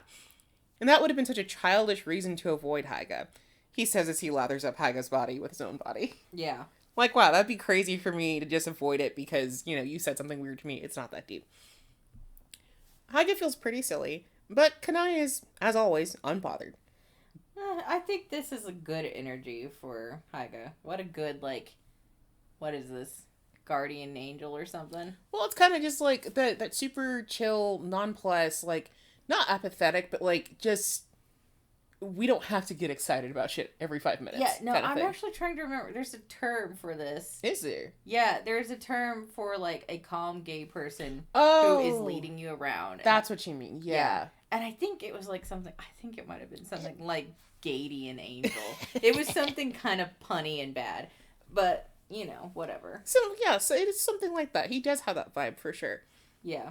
So Kanae is unbothered, and he figures it's better to figure things out than let thoughts sit and fester, which is exactly what Haiga was doing before, is just festering. And now that Haiga's here, he can relax, empty his mind, and enjoy himself. By letting Kanae lotion up his body with his own body. Because that is the rest of the lotion service. If you thought we were just going to shower with my body, I'm also going to rub myself in lotion and then lotion you up with my own body. Do you come, in that way? Is that normal? Yeah, at any point during this time, coming's okay. Yeah. Yes. I guess, that makes sense, because, my problem is, how can you hold it? Yeah, especially when Kanae ends up doing this. He slips Haiga's hard dick in between his thigh, and then, strokes him using his thigh. Yeah, while all lotioned up. And then is sucking on him and stuff, sucking his neck and the chest. art of this is very pretty. Yeah. So, Haiga does object to being like, oh, lotion time. No, we can just keep talking. But he's also hard, and so his argument holds no weight. I also think, what's... Kanae. Kanae, yeah. I almost called him Kunai. I'm like, no, that's like Naruto. Kunai with chains. Yeah. Sorry. But no, I also just thought, I'm also I kind of think Kanae, even as bland-faced as he is, he's like, might be testing you a little bit. Maybe you're boyfriend material. Well, Kanae does compliment Haiga for not coming so early. He's like, you didn't come in the shower. Good job, bud. Sucks. He means it really earnestly, too. He's actually proud of him. But that feels worse, yeah. Yep. So, the lotion massage is something else, as I mentioned, and Haiga struggles to keep his cool during, desperately searching for a conversation topic to distract his insane boner trapped between Kanae's smooth thighs. If I was Kanae, I'd be laughing my ass off. He settles on asking Kanae about his tendency to like men with girlfriends, which is an interesting topic, but is also a bad idea. Because Kanae explains that it's the way that a man treats his girlfriend that's attractive. Which is true. I've heard other people say the same thing, that they're like, oh, that man's more attractive to me because he's treating his girlfriend well. And it'd be hella nice if he became the recipient of said kindness. So, totally makes sense. I get it. Haiga jokes that since he's girlfriendless and not particularly assertive, that leaves him out of the dating equation. Kanae confirms this, adding on that Haiga seems desperate and a little all over the place, which is surprisingly not what Haiga wanted to hear. So he's like, Haiga's sitting there like, oh, I think that hurt my feelings, and I'm not sure why. Why did it hurt his feelings? Because he's just been told, like, oh yeah, you're not dating material for me. I get it. But he hasn't caught on even that he's got a full crush yet. And so this is like, it's like, why do I feel bad? Because Kanae wasn't being mean about it, and what he said is true, but it just, like, stings. Yeah. And then Kanae also adds on, like, oh yeah, and if I get a boyfriend, I'll probably quit this job. And so Haiga leaves the box health that evening looking more dejected than when he entered. I wonder if the guy watched him and is like, what the fuck? Yes. Yes, actually. I would watch this kid now, too. Like, what's going on with this So Haiga's all upset. His head is swirling with even more negative thoughts, like, why does it hurt so much to be theoretically rejected by a senpai? Maybe if I get my shit together, senpai will like me? And maybe I'm not hot to senpai at all? And it's like, none of this was said. He never said you weren't hot. Let's get that clear. Everybody in this area is like, hey, you were just thinking this. And so, like, extreme frowning, etc., a whole kit and caboodle. The only truly productive thought he has is that maybe his admiration is metamorphizing into a crush. Yeah, maybe that, buddy. So while Haiga fights his thoughts, Kanae, now dressed, watches him from the entrance of the parlor. He idly chats with the front desk man, because the front desk person's like, oh, wow, you got a new customer. Though he doesn't look all that satisfied. And Kanae's like, yeah, I don't know if he'll ever be fully satisfied coming here to see me. Because I think he's starting to put together, like, oh, Haiga very clearly has a thing for me that he's trying to work out. And so it's like, yeah, but I'm not just going to reciprocate his feelings because he wants me to. Like, that's not healthy either. Yeah. But, like, we'll see if we can figure this out. So he's not upset with him. He gets it. He's like, he's young, whatever, right? Mm-hmm. But he does put in a request to the front desk dude. And he says, if Haiga returns, only offer him the cheap plans. Because, you know, he's a student and he doesn't have that much money. And so, like, don't try to rope him into something like deluxe. But also, those are the only plans that Kanae offers with the cheap plans. Okay. So, you know. But yeah, this other guy is now like, what horse shit is this? Because, you know, he's like, I heard what you said with your mouth, but, exactly. You also said this other thing. So legitimately, there's Kanae as like, I guess like, oh man, what do I do? And there is the dude talking to him. And the dude just like, you see him in the background so many shots where he's just like, girls. That's the movie role or like whatever role I would want. I want to be the NPC who sees two people acting a mess and judges them. Yes, I just want to be like, girls? Girls. Really? Mm-hmm. That's the dream. Yes. But, with all these big feelings wrestling within Haiga, will he really return to the brothel? You about to end this. Hell yeah, dude. No, he goes back many more times. Okay, I thought you were about to stop telling me the story and I was going to get mad. No. Like, he starts picking up extra shifts at the liquor store so he can pay for more sessions kind of shit. So he has now gone from spending every waking moment either at school or in the club room to spending every waking moment either at school or working. Uh-huh. So he can pay for more brothel time to talk. So, at their next session, Kanae does ask, how the fuck is a student becoming a regular? But Haiga reiterates that he really just wants to talk. Like, I'm serious. I just want to talk to you specifically. Not just anyone, but Kanae specifically. With, like, earnest puppy baby emphasis kind of thing. Like, a not quite too shonen protagonist level, but very much like, want to talk to you. Kick this puppy dog to the curb. Throw him. But yeah, she's like, no, I just want to talk to you specifically. As, like, Kanae is undressing him, too. So, like, every time he's just like, no, I'm here to do this. Kanae, right, lotion up.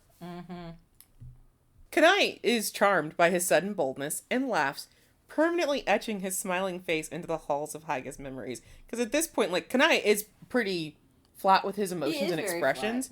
But that is just how he is. Like, it's not like an affect. He's always been like this. And we get more confirmation about that later. But when he finally smiles, of course Haiga's like, holy shit. That's good. I like that. That's going in my bank. Yeah, because Haiga does make more facial expressions, but he has what I'm going to call sleepy-eyed expression. Yes. So he also still kind of looks void of a lot of emotion.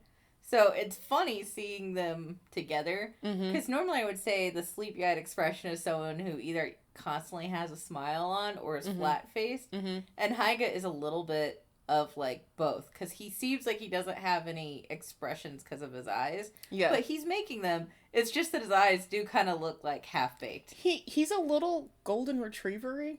With sleepy eyes. Mm-hmm. Yeah. Because I've seen some sleepy golden retrievers. Right, so, like, I'm really glad you're telling me this, because, to be honest, the art is beautiful. I would have passed this one by, because I'm not interested in blank-faced men, so if they're both stoic-looking, I'm out. Yeah. I don't necessarily need one of them to be, hee-hee, cute, I'm the UK, but I need one of them to, like, do more than look boredly at me. For sure. Yeah, for sure. Now with the smile, Haiga's like, oh my god, I'm bricked up. I'm emotionally bricked up. I'm putting this in my bank because I don't think I have a spank bank. But if I did have a spank bank, it would be going in there. So, true to his word, Haiga does talk to Kanae every time. The topic today is touch. I.e., is it normal for customers to touch cast members? Come to find out, yeah, dude, everybody's up in this bitch trying to get as far as possible with the cast members, and you're the only one sitting there like, well, it would be impolite. Yeah, buddy. Bless. He doesn't know. I'm not shy, so I would have asked for directions. Right. Hey, can I touch them? No. You can touch them here and here. And I would have obeyed those directions even if anyone else broke them. Right. But, like, because I remember, like, being told, no, you can't touch the stripper except to tip them. Right. And that's all I did. And then I had, like, a stripper put his whole ass boobies in my face. It was amazing. Like, there was glitter in there and a really nice smell. Nice. Like, I don't remember why it happened. It just happened. Mm-hmm. And then I remember sitting back like, what happened? And, like, everyone was like, yeah, you got in those man tits. And I'm like, not okay. on purpose. I don't know how I did. Yeah. He, like, full on grabbed me by the back of my head and just, like, motorboated my face. Congratulations. Yeah, it was awesome. Shocked the shit out of me. Yeah. I was there for figure drawing. I was not there for stripping. But yeah, so everyone else, there are rules at this place, specifically because people like to get frisky. And this is news to Haiga. Yeah, I mean, that's why. And so as Kanae... It's very nice that you're being so polite. I know. And as Kanae explains the types of things people can and will do, along with how he feels personally about being touched, which he's fine with it. Like, he mentions, like, at the beginning, it was a little weird to have strangers touch him, and then after a while, I was like, no, it's fine, it's just part of the job, and I'm fine with it, and I enjoy it, and stuff like that. But Haiga begins to feel kind of embarrassed. Not from a self-conscious standpoint solely, but more because it's impolite to make someone else do all the work, so he hasn't been doing his part. Of course. It's a very Japanese thing of like, oh, I inconvenienced you. There's another Japanese book written by a woman who talks about buying a sex worker. Sex worker, thank you. My brain. And it talks about her buying a sex worker, and she realizes she was so nervous she didn't do anything. And she's like, right. They did all the work. And she's like, I won't let that happen again. I'm so sorry. And that's exactly what happened, I think, the next time. Yeah. Yeah. It was very funny. Truthfully. It's amazing. So Haiga feels bad about this. So he decides to take a more proactive approach, wrapping his arms around Kanae from behind and putting his hands to work. This turn of events is a welcome surprise for Kanae. Sure, Haiga claims he just wants to talk all the time, but he's a young man with a functional body, so it's nice to see him going after what he wants, even if it's just a little touching. So, like, he even tells Haiga, like, Good job, you're figuring out what you want. And so it's very teachable. It's a very, like... I weirdly feel like this would be a fun moment for anyone experiencing this. Yeah, well, and Kanae likes helping people in this way, and so he feels really satisfied that Haiga's making progress at this point. He'd be a good, like, sex therapist or something. Yeah, oh, exactly. Like, if he wasn't into music, he'd be a great sex therapist. In fact, like, I could have totally seen that being the thing. Yeah. But yeah, and hey, if Haiga's comfortable touching a man's body, that means he can confidently call himself bisexual. So he'll have so many more options for love. And this is actually, like, legit in the text, is that you'll have so many more opportunities to find love because now you're bisexual, and that's really great for you. Except, as Haiga finally touches another man's pee-pee for the first time, he realizes he really just wants to touch Kanae's body. Mm-hmm. And then Kanae also sucks him off for the first time, so there's that too. Nice. He has an insane fucking evening. Like is he allowed to do that, or did he bend the rules a little He's bit? allowed to do that because specifically the conversation was... I was curious.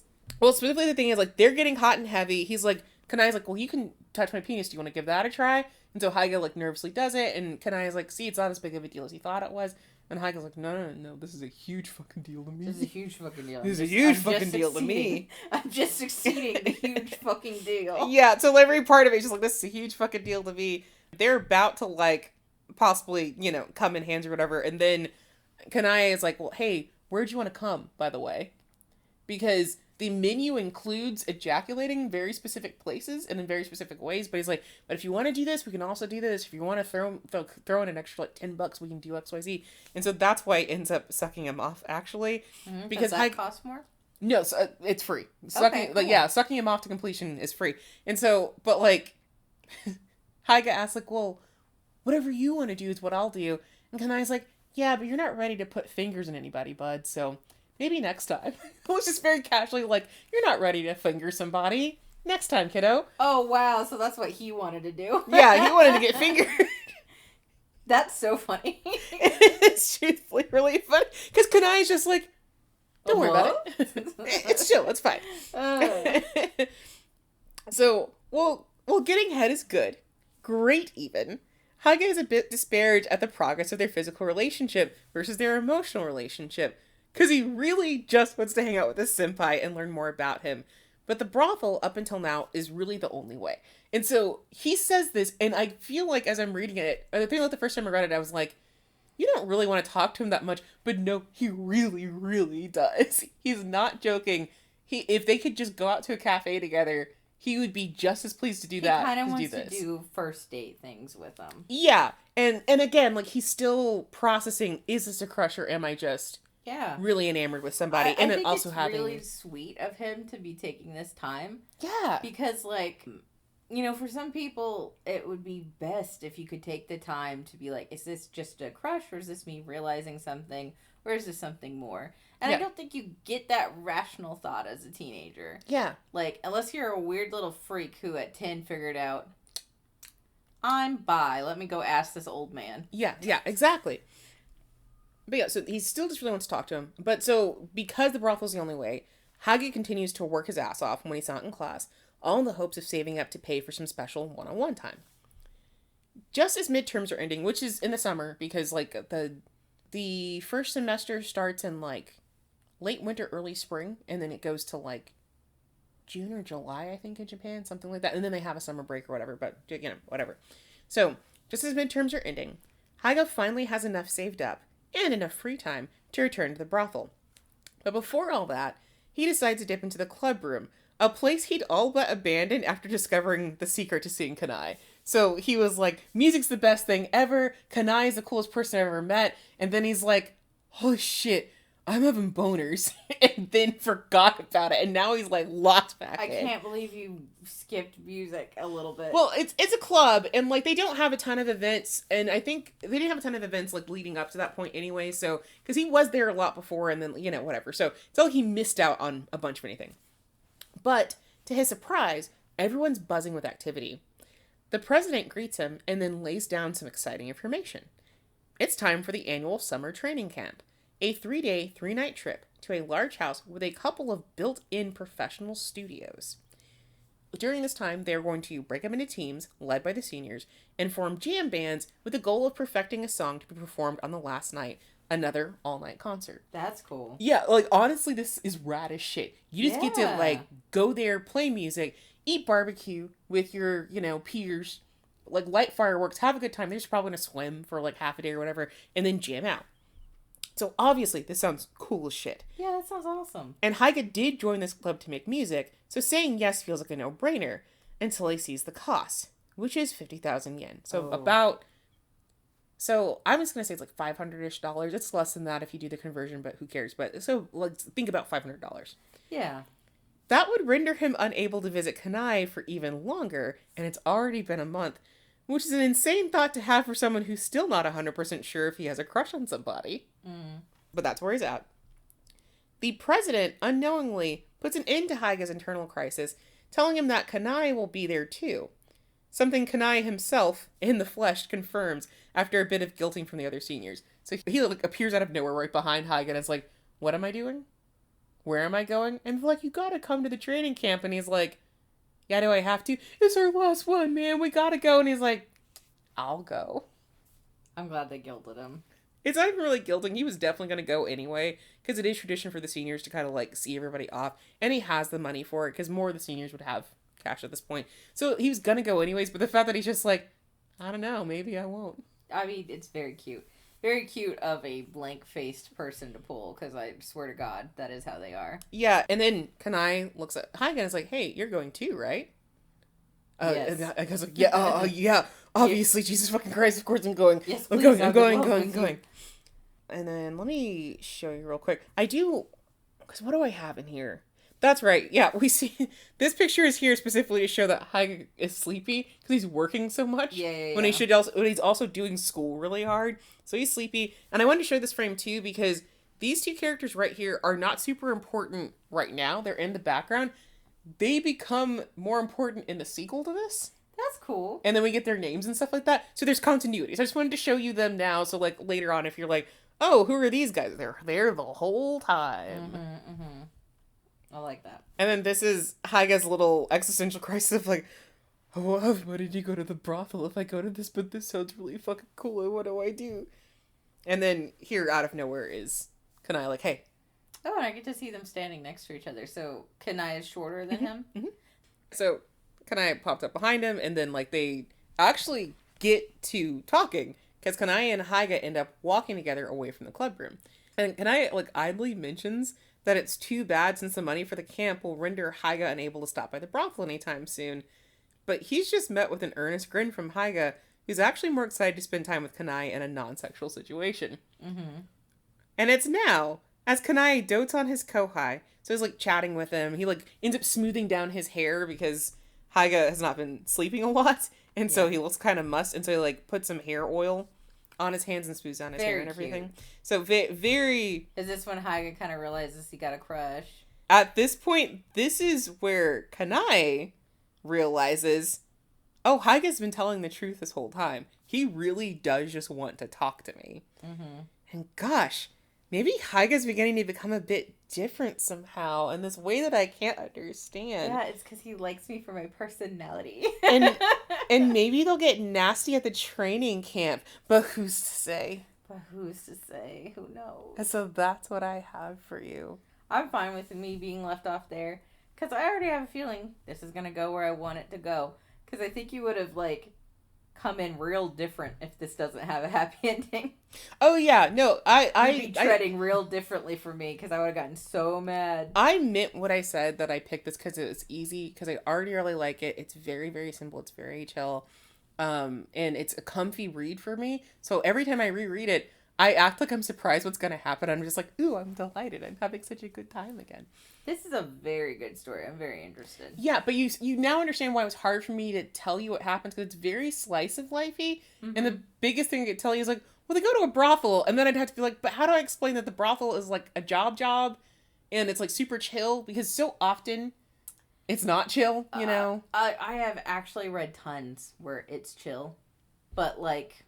What are you in Yaoi Land? No, I'm not. Then that's what I want you to keep in mind. If I came to you and said, hey, I found this cool yaoi and there's sex work in it, you're going to be like, oh, really? Where are we going? I probably would have flinched a little like, ooh. Exactly, because we've been in the trenches. But like, I'm just saying, I actually have seen very chill versions of this in the straight world. Yes. And then like, I think maybe 2 Yuris that went this route too. Yeah. One I can say was very good. But yeah, so this is, I just didn't know how to explain this, but I recommend it to anyone who wants to read this. I totally recommend it, like more so than other things. I recommend this a lot. I didn't really do character breakdowns much for this one because we were really just following Haiga and Kanae for the most part. There are other characters who eventually get named and become a little bit more prominent maybe in the sequel. Right. But like I showed you that girl earlier because she has like kind of a plot point going on that deserves to be like acknowledged or whatever. The other people in Kanae's like band also get named and have like serve their purpose and stuff like that. But the main two really are Haiga and Kanae. And the main thing I need to tell you for sure is that Kanae's first name is Rio. So he uses his own first name at the brothel. And so we're clear, he was told like, girl, are you sure? And he's like, it'll be fine. And I'm like, now you're being too calm. You're too sure about it. But apparently people at the brothel don't believe that it's his name because it sounds too fake. It sounds like the sort of name that you would give as a fake name. And so nobody believes it's his real name. And so nobody's bothered looking. And I'm like, oh my God. I could drown him. Oh my God. Just somebody else at the brothel that we do meet.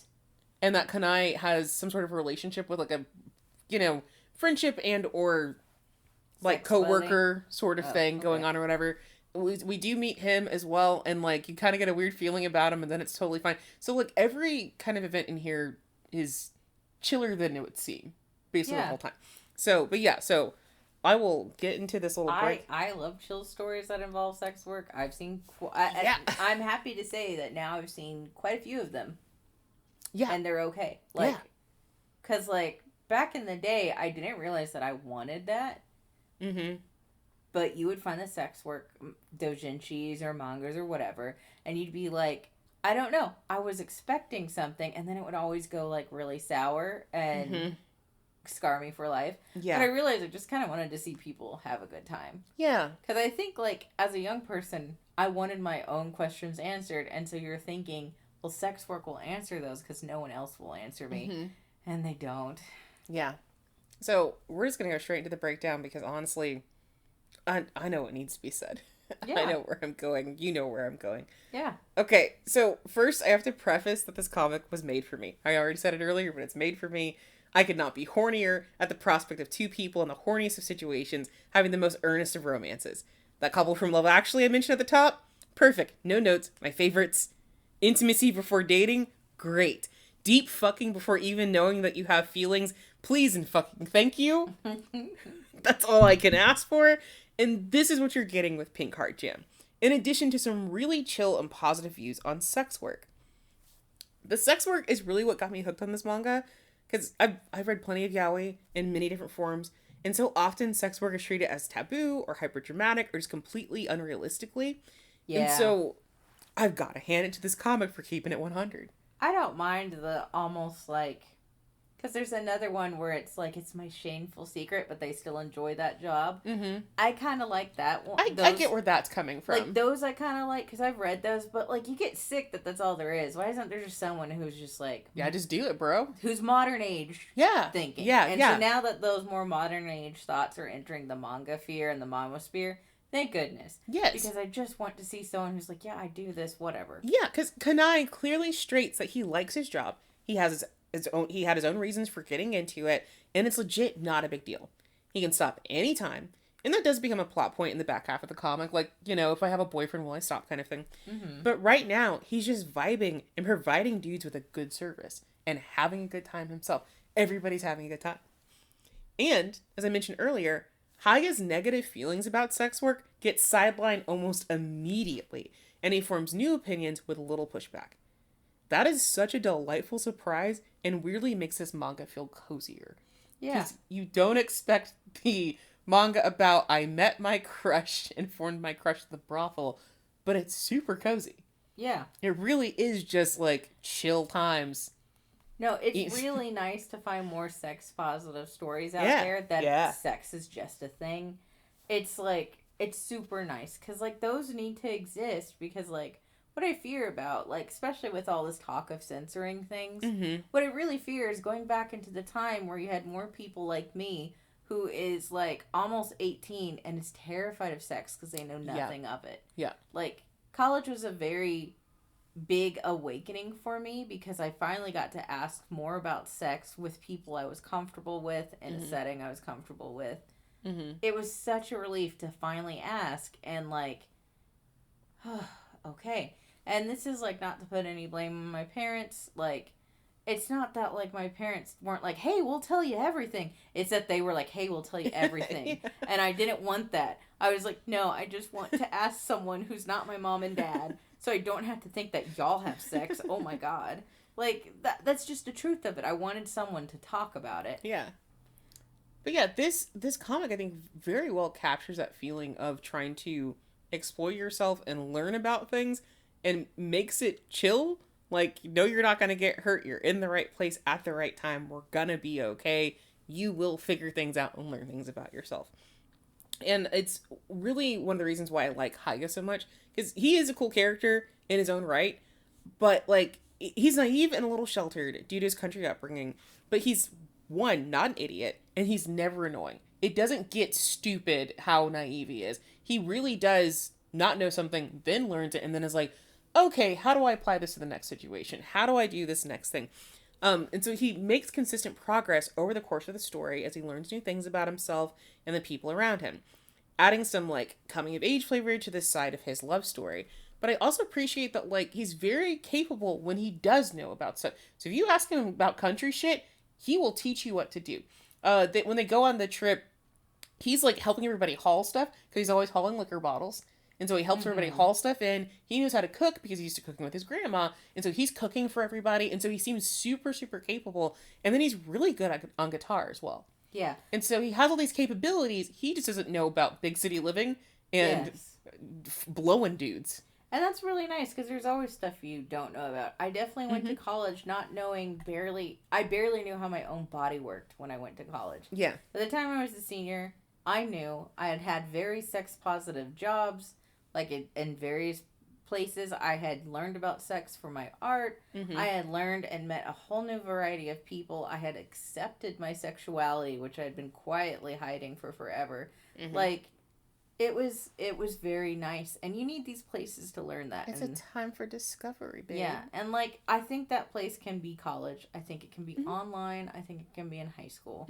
Just every place has different rules. Yeah. But yeah, so this what he experiences. He learns a lot about himself as he's at college and, you know, doing the damn thing. And I also appreciate that he is bi, because I've been on this soapbox before, that it is so refreshing to see an actual bi character in a yaoi, because so often it's the like, I only date women and you're the only man that I like. But he's like, no, yeah, like I'm very bi. I'm realizing I'm very bi. Yeah, and it's also nice to not have, like, that pushback of, oh, I don't trust him because he's bi. Right. Like, there's been a couple of those that I've seen, and I've been like, all right. Yeah, and all this is, like, very casual, non-judgmental, and him using the sex work to discover that about himself was also a cool bit. And, like, there's no attitude. Instead of it being, the reason why I kept that line about, like, oh, well, now you have more places to find love, that was the takeaway. You're bi, so that means you have more opportunities. I'm happy for you. So no stigma. Zero stigma in here. Yeah. The relationships and finding relationships at the level you want should be such a normal thing. Yeah. It's such a shame that in some places we really just are like, no. Let's really stunt your growth here. Yeah. And it's like, knowledge is power, people. Just let us know. Yeah, this is why this is so nice, because just do what you need to do. Make yourself happy. Just that bit is enough to know that Haiga is the guy everyone wants to hang with. And it makes any of his shortcomings feel like opportunities for him to grow into a bigger, cooler dude. Because you never really are upset with him. Every time he almost, like, makes a mistake or does, like, misjudge something, you're like, oh, well, you didn't mean it. And, like, you really are going to try and do better next time. And, like, you're trying so hard to just be cool. And, like, everyone, at the end of the comic, like, all the other freshmen are smitten with Haiga on some level. Male and female are just like, dang, Haiga's just that guy, huh? And it's He's like, very cool. He comes in very cool. A little innocent, but very cool. Yeah. So Kanae is a great match for Haiga's vibe in that he's calmer, more experienced, fiercely independent. It seems like he's never been nervous a day in his life, which, of course, makes later scenes where he is a bit giddy even more delightful. So I find his descent into Doki's to be more interesting since Haiga is so pure and obvious about his feelings. Kanae's feelings really sneak up on him, only to suddenly manifest in him acting wildly out of character, which is the equivalent to me being given a steak dinner in terms of storytelling. Because he's so like, no, I got it. I think I know where I'm going. I know what I'm doing. Oops. I'm fumbling the bag. Oh, God, what do I do about this? Is this annoying? No, maybe pouts. What do I do about this? All that, like cocaine. It is my drug. I didn't know you drank cocaine, but whatever. So that's just me, like, absorbing it into my body through all of my orifices as fast as possible. Though I guess, like, you could always have a Coca-Cola, get some leftover cocaine in your blood. No, it's not the same. Coke's gross. So, from either side, it feels like you're following the development of their relationship in real time, from first glances to Soapland meet cute, to the subtle things they begin to notice about each other. It's just comfy, y'all. And even though they are naked and wet for so much of this, there's a lot at the beginning they're naked and wet. And you're still like, wow, great relationship. The conflict in this manga is really just being a person with feelings and figuring out how to navigate that. Like, there's no villainy outside of overthinking and tripping over your words. There is some jealousy, but even that's not used in a derogatory way. It's utilized as a tool for discovering deeper feelings. Like, oh, I wouldn't be jealous of Haiga getting attention from a young lady if I didn't want to be where the young lady was. You know, that sort of thing. Like, I'm jealous and now I'm like, oh, damn. That means now something about me. Yeah. Yes. Yeah. Because, like, there's a girl who likes Haiga, but that is treated well, too, because Haiga's legit just oblivious to her feelings, and he's nice to everybody, and he's only got eyes for Kanae, so that's how it's handled. It's not like, oh, idiot, how dare you get in between the gays. It's like, oh, well, Haiga's just like, oh, you're cool. Yeah. Moves on. Yeah, missed it. Like, yeah. And that's a more realistic take on it.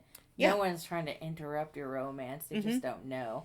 Like, and it's so funny because, like, I feel like when you're young, it's a very understandable knee-jerk reaction to be like, they're trying to go for my man. But please drop that attitude after high school because you will be able to, like, take someone out much faster with a clearer head. Yeah. So if someone really is after your man, go at it calm and then cut them at the knees, you know? But, like, 9 out of 10, honestly, it's probably chill. Yeah, you need to wait to strike because it's going to be so much better for everybody. Like, I'm all about you protecting your man, protecting your woman, whatever. Just be calm about it. Actually make sure that that's what's happening. Because holy shit. Yeah. Because sometimes your man or woman wants to protect themselves a little bit too, you know? Yeah. And then there's the unfortunate third problem is sometimes maybe your man or woman is a hoe. And they didn't tell you they're a hoe. Hoe derogatory. Yeah, hoe derogatory. Because you can be a hoe if we all agree that being a hoe is fine. Yeah. But, yeah. You know, but still, just go at it calm. Yeah. So I appreciate that the woman isn't pushed out of the way, that she's just a normal little guy like everybody else in here. That she's not overly criticized or, like, no, she's knocked just down. She's That's having nice. her own situation in her own world, and it doesn't work out, and she just figures that shit out. And all of the side characters are great like she is, by the way. And, like, they all just feel like regular guys. This comic is set in modern day, and the attitudes of the characters match that. So, being gay isn't that big of a deal. Heterosexual dating is a lot more relaxed. Opposite-sex friendships are encouraged. People are just being nice because interpersonal bonds are worth it. So, even the initial situation with the brothel is apologized for later on, because, woof, that was dumb. Like, maybe we shouldn't have made you do that, kiddo. So you really are hanging out with a bunch of young adults in the midst of their college education, and Shikke does a good job of expressing all that. And, like, I know Keelz has mentioned plenty that the art's really nice. The art is really nice. I've been a fan of Shikke since before this comic, actually, because I've read 2 of their other comics, and I just thought, like, there's something about this art style that's moving a certain way, and then it hits its peak with Pink Heart Jam. So I'm... The art's good.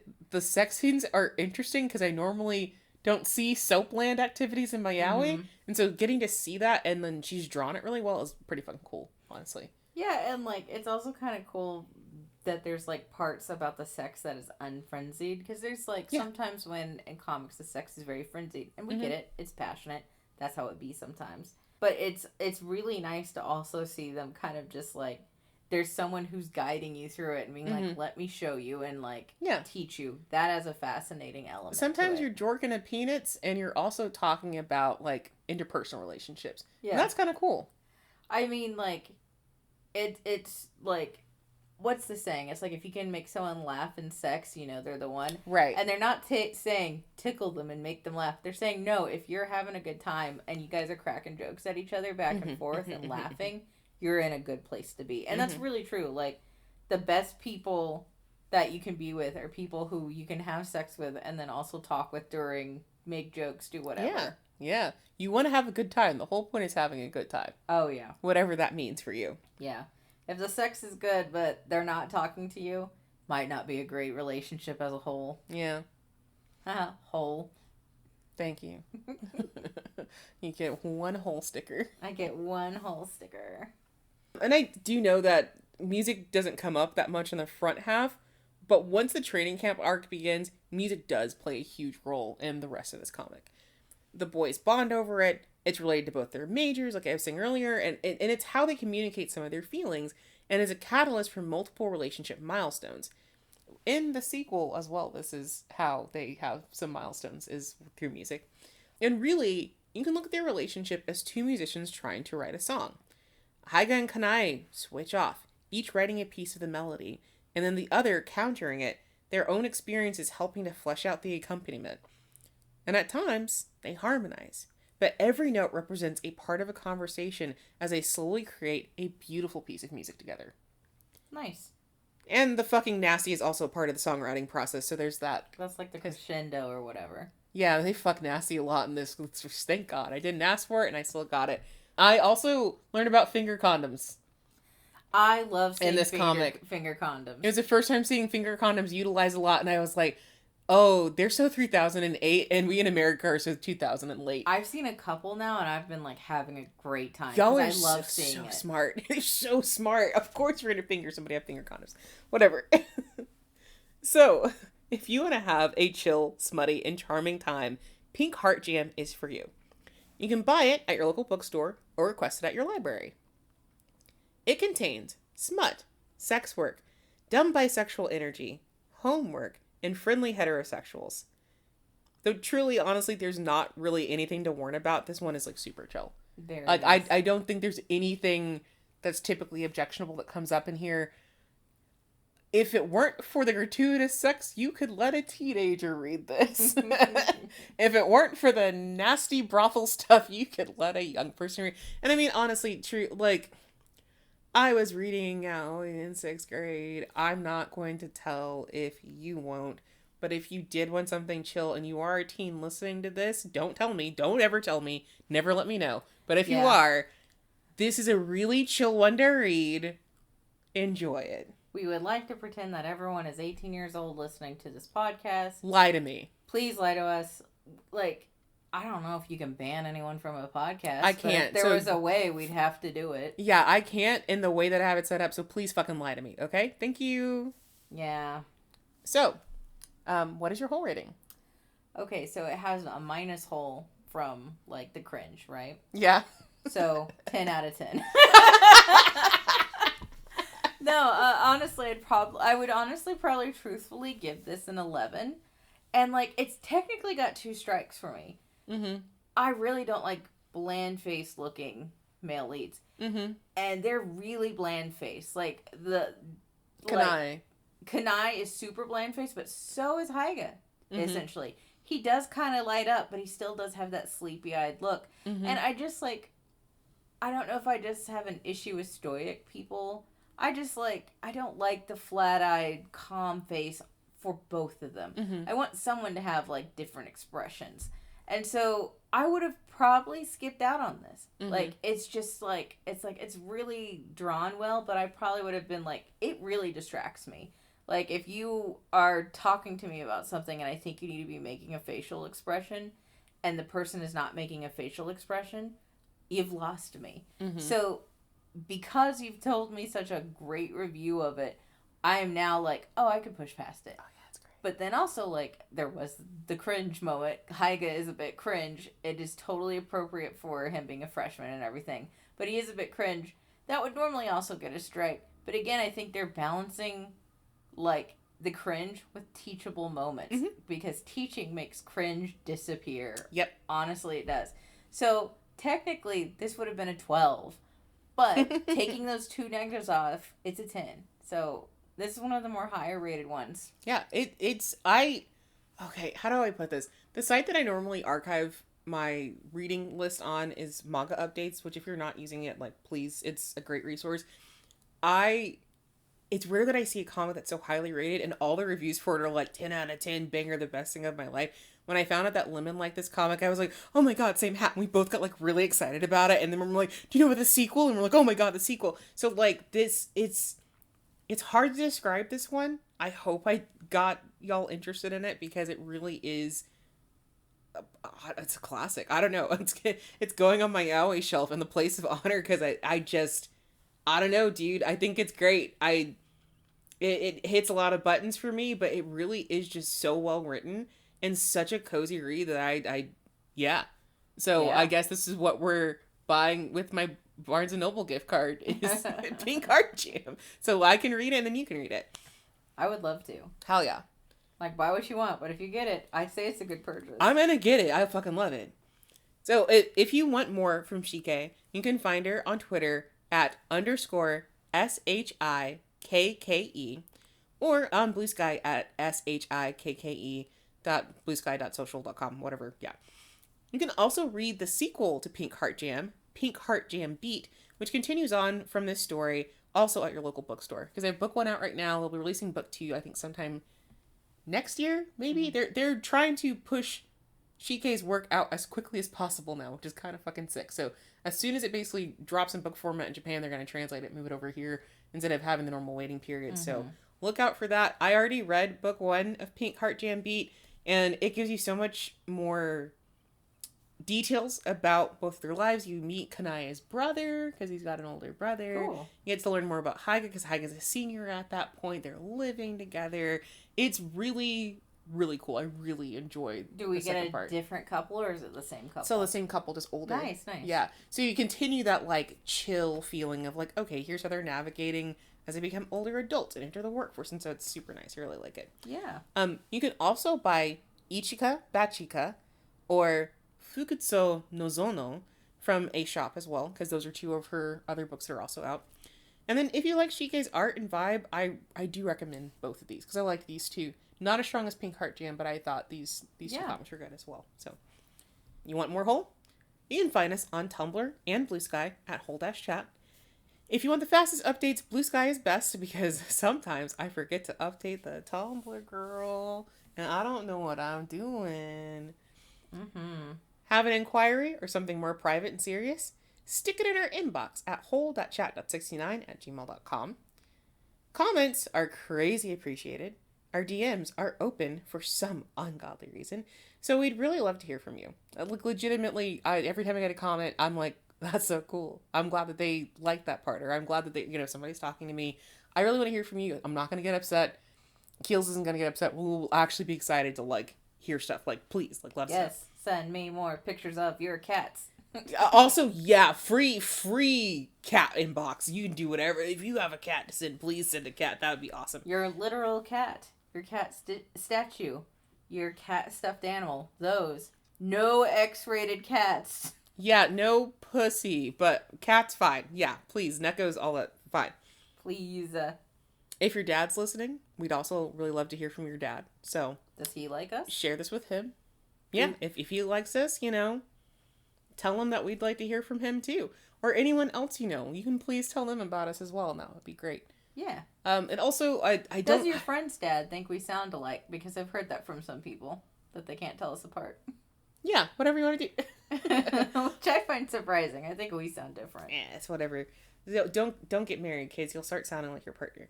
I didn't mention at the top, but we are now... Our home is now no longer Spotify and YouTube. It is rss.com and YouTube. We switched from Spotify because they are going full in on the ICE bullshit. And so that is now our new home, rss.com. If you would like to leave comments on the episodes via the audio only version, I believe you can do that on Apple Podcasts and possibly still on Spotify.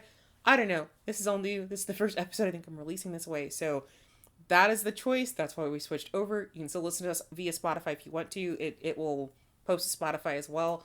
But that is why. Fuck ICE, which then dovetails nicely into this last little reminder that I have for y'all before we go.